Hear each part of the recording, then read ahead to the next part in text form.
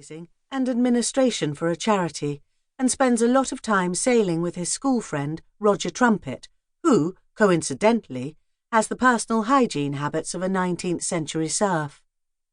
"Absolutely," I reassured him. "I'll be doing all the talking. You just have to look patient. You're good at that." "But what I don't understand is why Jethro Lawton Hunter needs you in the first place," he said, furrowing his brow like a baffled Labrador.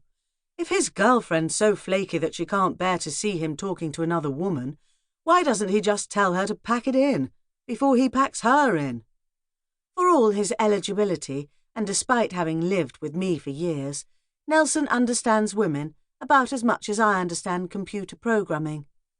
"Because it's not as simple as that." "It never is," he sighed. "Go on, enlighten me." Jethro Lawton Hunter brought his own personal cloud of gloom into my office when he arrived for his consultation. Like most of my clients, he'd been sent on a friend's recommendation.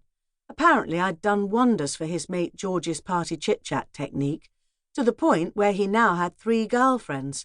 Jethro's problem was his girlfriend, Daisy, who was a sweetheart apart from one thing. She went bug-eyed if she saw him talking to another woman. "It's because of some stupid mix-up at a party," he explained, shredding a tissue. "We were playing that game with the orange, you know, where you pass it along with your chin and, well, you know how things roll down Tilly Chadwick's chest, and then Daisy walked in. It was totally innocent, but you know what some people can be like. She's been like the secret police ever since, convinced I'm eyeing up women every time we go out." He stuck his hands in his thick black hair. "She even accused me of flirting with a traffic warden this weekend. I mean, Daisy means the world to me, but nothing I can say makes the slightest difference, and it's driving me nuts." He raised his eyes to me. "What can I do?" I heard that phrase at least 4 times a day. "Don't worry," I said, patting his knee. "There's a very quick way to fix this." "So, we're going to have lunch with Jethro and Daisy, who thinks I'm an old schoolmate of Jethro's. Not as me," I added hastily, "as Honey. I'm going to give him the full Honey Blennerheskett charm offensive, and Jethro's going to make a big show of being utterly disinterested." I smiled encouragingly. "All you have to do is sit there and give her the impression that you're my boyfriend." "But I'm not," Nelson pointed out. "If I was being your boyfriend, I'd need a much more expensive suit and a faint air of superiority." Nelson wasn't all that keen on Jonathan. I put it down to jealousy, plain and simple, combined with the fact that they were, in many ways, quite similar. Their manic attention to detail, for one thing. "You don't have to lie," I said, ignoring the dig. "Just play along." "Fine," said Nelson. "I'll pretend you use my razor to shave your legs.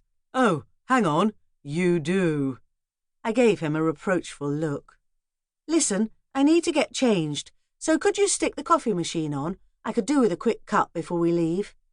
As Nelson inspected my fair trade coffee supplies, I slipped into the spare room to remove Melissa's comfy wide trousers and decant myself into Honey's stockings. My office had once been a little 2-bed flat, and in the old second bedroom I kept my foxy little lady wardrobe of pencil skirts, neat tweed suits, and deep V-neck cardis. I had the sort of unmanageable figure that made high street shopping pure misery, even with my best friend Gabby's encouragement, but somehow my ample bosom and even more ample hips filled Honey's fitted outfits like cream in an eclair, in that things constantly threatened to burst free, but in a good way. "So what are you going to do to the poor man?" yelled Nelson, as I wriggled into a tight black pencil skirt.